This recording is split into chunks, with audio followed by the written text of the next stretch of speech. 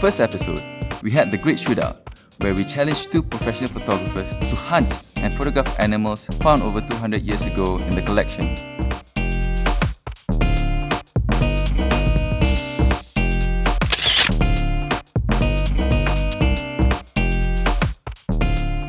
Then we went atas for the second episode and conducted a bartending session where we engaged an award-winning bartender to mix one-of-a-kind cocktails for us using only plants and fruits as ingredients from the collection.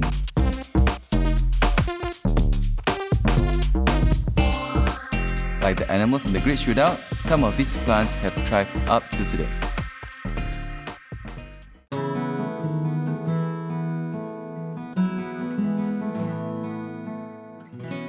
Singapore started off as a small fishing village and has grown to become an important maritime nation. Gone are Singapore's vast swaths of mangrove swamps. They are replaced by port facilities and have been urbanized. But we are definitely improving with places like Sungai Buloh being a conservation area and having quite a pristine mangrove swamp. So in this episode called Farquhar's Fishes, we're going out to sea.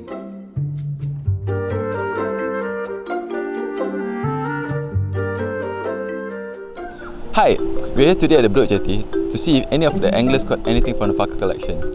Fun fact, this is the talang queenfish that can be found in the Farquhar collection. Here we go. Same, huh?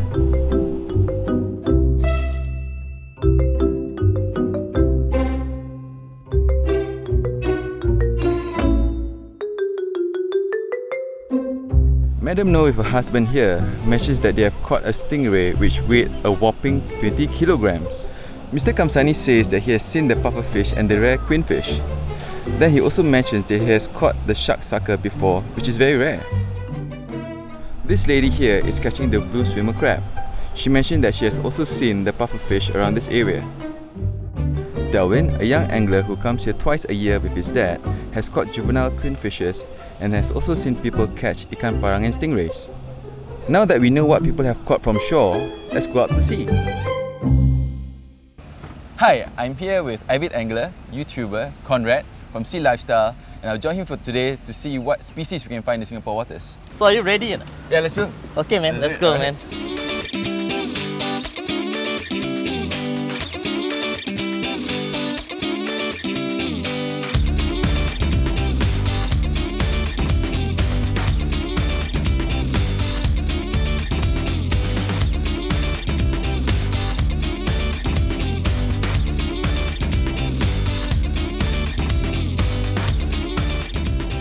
Watch your finger.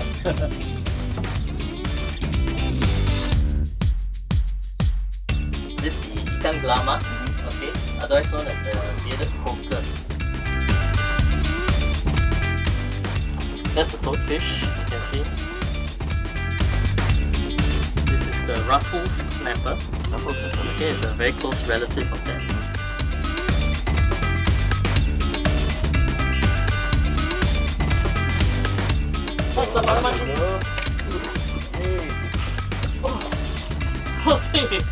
Yeah, I told you, just drop straight down. Giant sea perch. Yeah. In Malay they call it ikan. You can check out, right? Yeah. Yes, See that's the right. top fin? Oh, wonderful. Wow.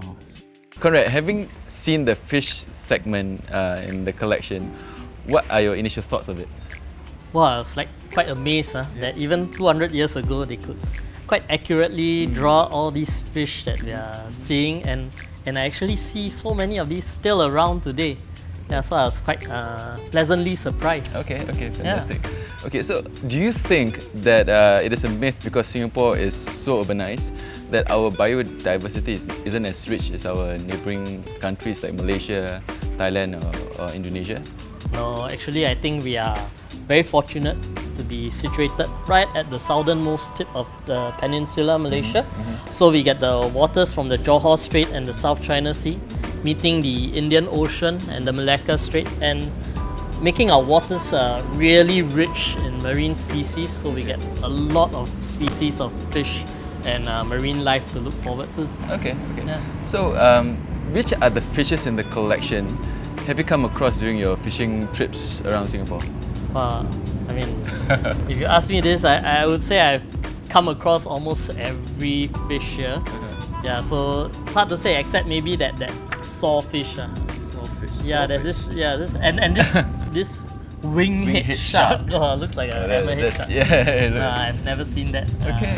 In our waters. Okay, so another question is, do different fishing spots give you bring you different fishes as well? Yeah, of course. Yeah, because for instance, today we are fishing in the northern part of Singapore, where we get a lot of fresh water from the rivers, like Johor River coming in, and when it mixes with the salt water, we get what you call brackish water fish, right? And that's why we get the barramundi, and like the toadfish and the soldier catfish and the croaker. Okay, so we get a lot of those in this type of water. I see. But if we go to our southern islands, where the water is cleaner and there's a lot of coral reef, okay, we get parrotfish, the colorful reef species, and we even get the coral trout, and we can get this Spanish flag snappers over there. Yeah. Wow. Okay, sounds interesting. Yeah. Okay, but I think looking at the weather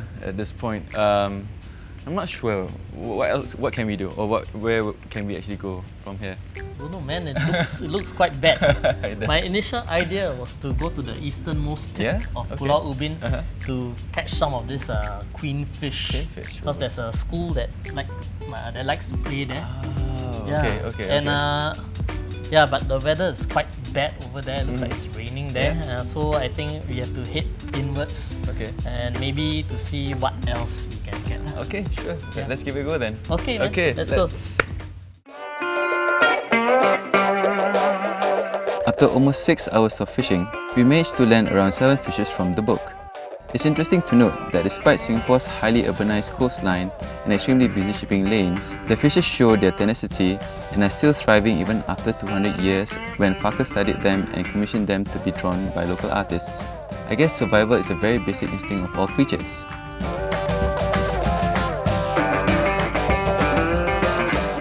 Okay, let's go, man. Let's go. Woo! What a day. Man, what a day. Yeah. Okay, so our fishing expedition has ended for today. We had so much fun, and so I would like to thank Conrad for bringing us around today. And it's nice to know that after 200 years, we can still see the different fishes around, and it kind of shows that it is still available from the William Farquhar collection. How many did we catch again? I think we caught about 10 fish. 10 fishes, yes. And about 6 or 7 were from the collection. Yeah, so that was fantastic for us. And just to note, do practice catch and release. So for the future generations, maybe in the next 200 years, our younger generations might be able to see the same species as we did today. So we had so much fun. Thank you so much.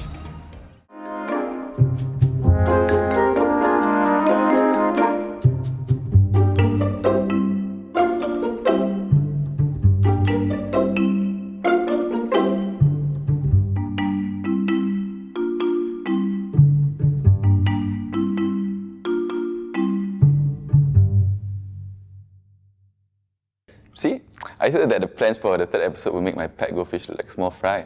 Well, that was a real gutsy move, Iman. You could have ended up catching nothing, but your gamble paid off, so well done. Yeah, good job, Iman. And with that, this series of Finding Farquhar has come to an end. But we have more ideas, such as taking an in-depth look at the plants in the collection. Or we could venture out of Singapore to Malaysia, or even beyond. Yes, further up north, I wonder what fishes I could catch. So your likes, shares and comments are really important to us as we start planning for our 2nd series of Finding Farquhar. And while waiting for the 2nd series of Finding Farquhar to be released, come down to the National Museum and take a look at the actual drawings on display at the Ghosting Tree Gallery. That's right. Nothing beats seeing the real thing. Thanks for watching. This is big. This is even bigger. It's huge.